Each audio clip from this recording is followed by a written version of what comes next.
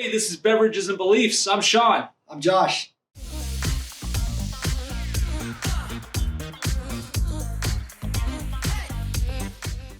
Thanks for coming. We're excited for today. Today we have a coffee. Josh, what are we drinking? We're drinking some Kicking Horse Cliffhanger Espresso. This is some go-to stuff. I mean, it's called Kicking Horse brand. I mean, if you're like me, you like your coffee to kick you in the face in the morning, and that's what this will do. Okay, you know what this reminds me of? The smell and the taste right off the bat is Starbucks Pike's Place. Really? Yep. Right off the bat. That's the similarities I get. It's a really oily bean. I mean, you notice that whenever I got it out, right? Yeah. Yeah. It's got an oily texture to it. I mean, it's not going to be one of those dry ones, and it definitely has a aroma to it. I mean, it fills up your kitchen. It does. I like it. It smells. I smell some tobacco. I smell a fruit. What is that? Me and my distinguished palate. Yeah. Remember, this is taste testing for people with uncultured palates, because that's what we are. It's an earthy tone. Do you like to drink your coffee black? I do. Yeah. Yeah. But I tell you, I started that when I started really getting into good coffees. Yeah. You know, something because if you get a good coffee, you don't need creamer. Right. You get Folgers, then you need everything you can put in it. The whole kitchen. Yeah. Because it tastes like dirt. It literally tastes like dirt. When I started drinking coffee black, I went on a 7-day cleanse and cut out all sugar. And so I used to do the 4-second pour with my sugar. Oh, really? 1, wow. 2, no kidding. 3, 4. That's how my sugar pour looked. At the end of it, you got that syrupy. Yeah. Like the bottom inch and a half was just syrupy coffee. It was amazing, right? It was coffee flavored sugar. It sure was. Yeah, that's how awesome. I drank it. And then I went on that cleanse and I started being able to taste coffee. I could taste the Sumatras, the espressos, the Frenches, the Italians, all those things. It was great. That's the way to do it, man. It's here in Lubbock, we are blessed with some great coffee shops, and I promise we're going to do some local coffee in the coming up episodes. We just absolutely in this quarantine, we just haven't been able to get out as much, or I haven't. Josh is all over the place. I'm all over the place. You went to Seminole today. I did. I went to Seminole. 2 hours away. Yeah. Well, I'm an essential business. People have to have oil. Yes. For their vehicles. So. That's right. Anyway, so Josh keeps you lubricated. So Cliffhanger Espresso, man, I'd go try that. I get it off Amazon. They've got a bunch of great flavors. They've got a Kicking Horse Horsepower 454. It's a real good one. Grizzly Claw blend is a good one. Do you know where it's roasted? I have no idea. I haven't even looked into it that much. Okay, we'll figure that out and post it here. And I've been drinking it for a long time. It's about $28 for a 2.2 pound bag of whole bean, and we just grind it. So. And I just the way to get a good grind on a bean is a good burr grinder. I don't have one of those. I've got one that we've literally had since we were first married, 15 years. Yeah. 15 years. So it's a 15-year-old coffee grinder, but I don't. I have to try a burr grinder. You know what a burr grinder is? I have no idea what you're talking about. It basically, instead of like slicing the bean, it shaves the bean. Okay. And it's an electric grinder, but it grinds in a different way that's supposed to bring out the flavor profiles better. And so, like, professional coffee shops have burr grinders. That's awesome. So I learn stuff on Beverages and Beliefs all the time. While it may sound like I know what I'm talking about when it comes to bourbons and coffees, I can assure you that I don't.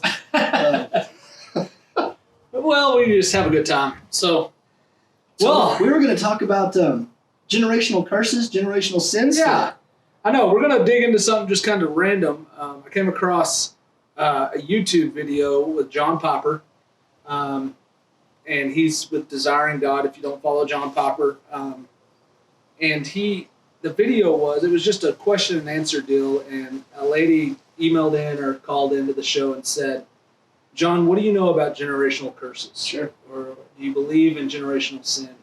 And I thought, wow, that's an interesting concept. It's something I've thought about a lot in my life, and I've never really heard a message preached on it. I've never really dove into it. And so I wouldn't say I did a deep dive this week into studying it, but I definitely landed on a few scriptures I just thought it'd be fun to talk about. Well, so when you started diving in, where did you start? What were some of the things you found? Exodus 20. Verse 5, and I'll go ahead and read it to make sure that I'm not making anything up here. It says, Exodus 20, verse 5, "You shall not bow to them or worship them, for I, the Lord your God, am a jealous God, punishing the children for their sin of their parents to the third and fifth generation of those who hate me. So it sounds like Sounds bad. sounds bad. Yeah. Sounds like some generational sin that God is casting out there. Also, Leviticus 26:40 says, "But if they will confess with their sins and the sins of their ancestors, their unfaithfulness and their hostility towards me, which made me hostile towards them, so that I sent them into the land of their enemies, and when their uncircumcised hearts are humbled and pay for their sin, I will remember my covenant with Jacob, and my covenant with Isaac, and my covenant with Abraham, and I will remember the land." So that was actually verses. It was chapter 26, verses 40 through 42. And there's more verses that John Popper covers in this video, and we'll link the video here. But I just thought it'd be interesting to talk about. There's another video we'll link here by Tony Evans. So you take two ends of the spectrum of pastors talking about generational sin. What do you think on it just when you first hear it? What do you think about it? I mean, it makes sense on a practical level to me, right? I mean, when you think about visiting the sins of the fathers onto the lives of the children, I think in a real practical way, that's going to happen. If the father is, if he's a bad father, if he's an alcoholic, if he's raising his kids poorly, if like what was the first one, 25? Yeah, Exodus 25 talked about visiting it onto the fourth and fifth generation of them that hate me. Well, if you raise your child in an environment where you're hating God and they're raised to hate God, well then all of the rebellious acts that you're going to be committing as a parent are going to be passed down to your kid, right? So I can see that devolution, like the rolling downhill of the hatred, whereas if you're rolling the other side where you're loving the Lord and you're rolling that way, the blessings can be passed on. Yeah. And I think, I kind of land in the camp of, and it's interesting, I heard Tony Evans actually on a video today talking about this, which is the one we're linking. He said that there are, I don't want to misquote him, but basically there's generational sin and then there is circumstantial generation sin. That makes sense. Which I almost think I agree with more because... So you agree more with the circumstantial? Yeah. Which, now let me see if I get this right, I understand what you're saying. Circumstantial would be like, the dad's an alcoholic, loses his job, the kid stays in poverty, so the kids are affected by the sins of the father. Is that what you're saying? Yeah.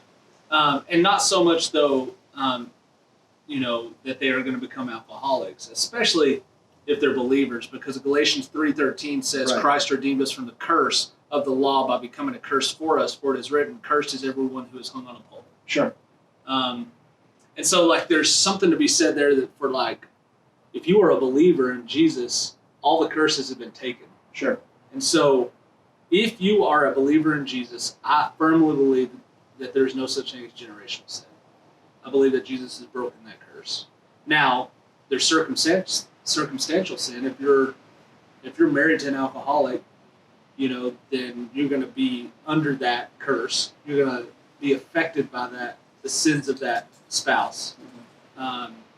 What about spiritual doorways?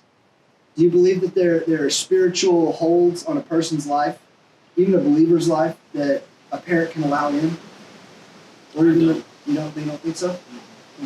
As long as in that situation, as long as the child is a believer in Jesus, it says here in Galatians that the curse of the law, has been overturned by the crucifixion. So you either have to believe that as a believer, he didn't pay for all the curses, that Jesus didn't pay for all the curses, or he did. I really believe that's where we got to stand, which is very freeing. If you're a person who's come from a line of alcoholics or a line of, just bad decision makers, sure, you no longer have to live under that. Yeah. If you are a believer in Jesus. What about genetic predispositions? How do you feel about those, and how do you feel like those may or may not interact with the generational sin, generational curse? Here's an interesting question, because you're asking a guy who's adopted a baby. And that was one of the things that honestly have been brought up to us by people who loved us dearly is Sure. like, well, what about her parents? What if her parents were drug addicts? What if her parents were thieves? Or what if her parents had generational sin? Again, if we truly believe that we have been adopted into the family of Jesus, then I think that takes all of that away. In the same way that, like, when we adopted my daughter from China, we have taken her out of that situation, and she has full access to everything, all of my belongings and all of my heir. I mean, she's my heir. She's fully my heir. Albeit it's not that much, but Well, so I guess I see a distinction between potentially walking in that freedom and in, because I think everybody, as long as we're in the flesh, we have a proclivity towards sin, right? And that's what we're supposed to consistently fight, right? I'm supposed to fight the sin nature. I'm supposed to put to death the desires of the flesh and walk according to the Spirit. And that's like a continual tension in my life, right? Sometimes I'm more successful than other times. Well, so the way I read this is there can be proclivities, tendencies in my life towards certain types of sins. Some people are more more tending towards anger, for example. They have a shorter temper. So you think that's generational, though? I think it can be generational. Yeah. I think it can be spiritual doorways, spiritual holds, strongholds in a person's life that can be opened by parents and can not have been closed by children. Maybe they aren't aware of it. They haven't prayed specifically against it. There's ways to close these things, but I think also we can leave doors open for our children. Pornography, for example. I think if parents struggle with pornography, that can be passed down to the children as a gateway.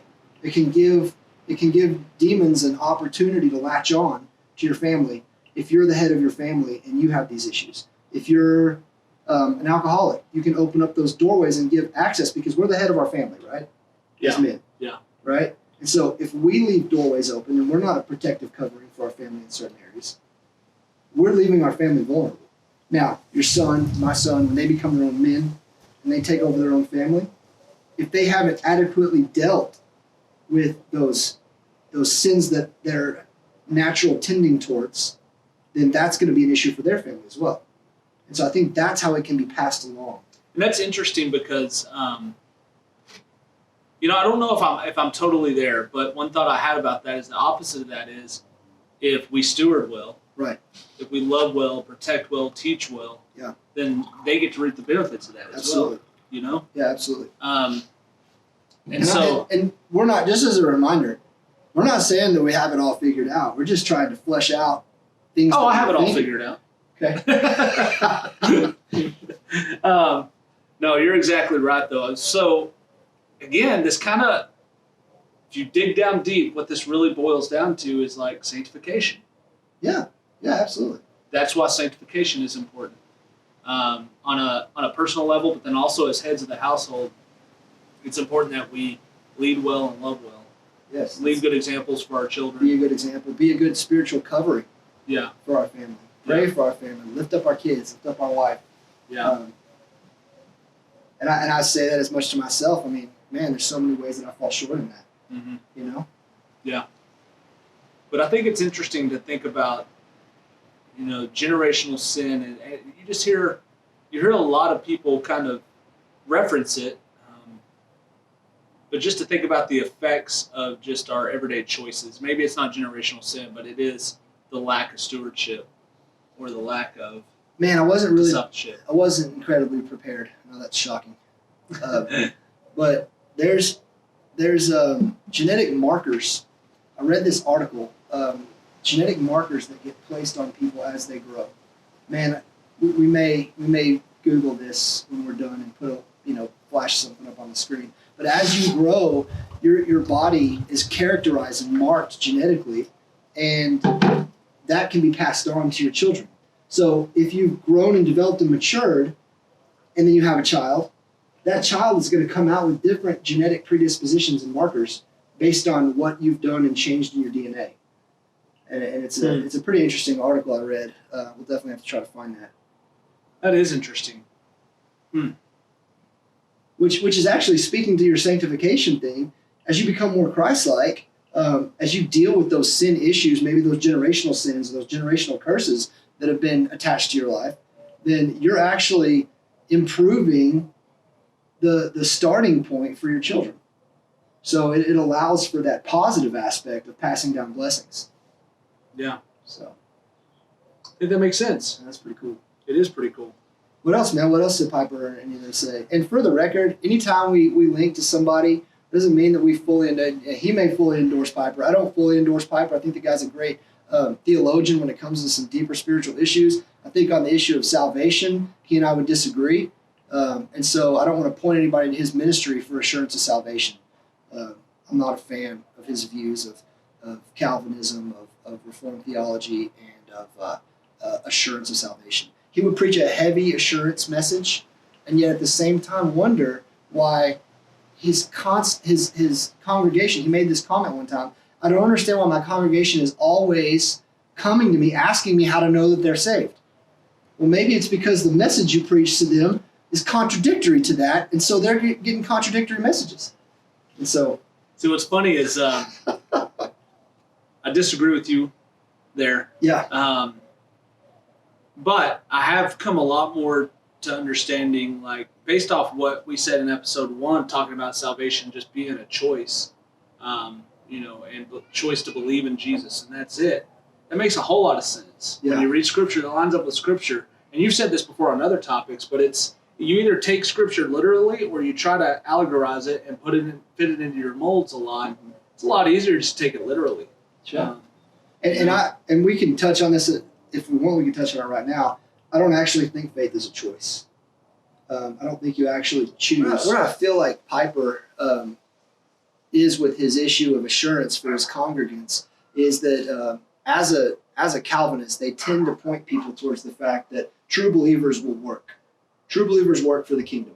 So if you're not working hard, then you probably weren't saved. So you better go back to square one, get saved, and start all over again, right? Because it didn't really take the first time. And the other problem is you can't know in Calvinism that you're truly born again unless you finish your life working for the Lord. That's the P. There's really 6. There's 2 P's. A lot of them like to talk about. They like to talk about the perseverance of the saints and the perseverance of the saints. Well, the preservation of the saints. Preservation is what God does. He preserves his saints. He keeps them safe. Real quick, when you talk about the P, it's an acronym TULIP, right? TULIP. Talk to us about what that means. Well, we'll just run through the things real fast. We're not going to touch them all. T would be total depravity. U is unconditional election. L is limited atonement. I is in irresistible grace. And P is perseverance of the saints. Perseverance of the saints or the preservation of the saints. Well, if it's preservation, I agree. God preserves his saints, right? Jesus says, I've got them in my hands. Nobody can take them out of my hands. Well, if it's perseverance of the saints, it's saints will persevere in faith and good works. Well, they would say, you can't know that you're going to be saved, that you're going to enter heaven, unless you persevere, which proves that you were born again in the first place, right? Because all saints will persevere. And so you can never know that you won't fall away eventually, because no man can predict the future. You may end up falling away before you die, in which case not losing your salvation, but proving you never were saved in the first place. And so it's impossible to have assurance because you don't know what the future holds. It's possible that I could fall away, thereby proving that I was never saved and I'm in hell now. And that's a really tough place to live. Well, faith without works is dead. Sure. That's Scripture. Yeah, that's a hard one for a lot of people. And so, I do think that, again, I'm still working out in my own life, like the idea of the works. I know at this point it's not salvation through works. Sure. And I think I've known that for a long time, but I never really lived that. And I would say, for the record, that every single Calvinist Reformed theologian would 100% agree. Yeah. It's not works that saves you. Yeah. Not at all. Mm-hmm. But then they would say, but if you don't work, you are saved.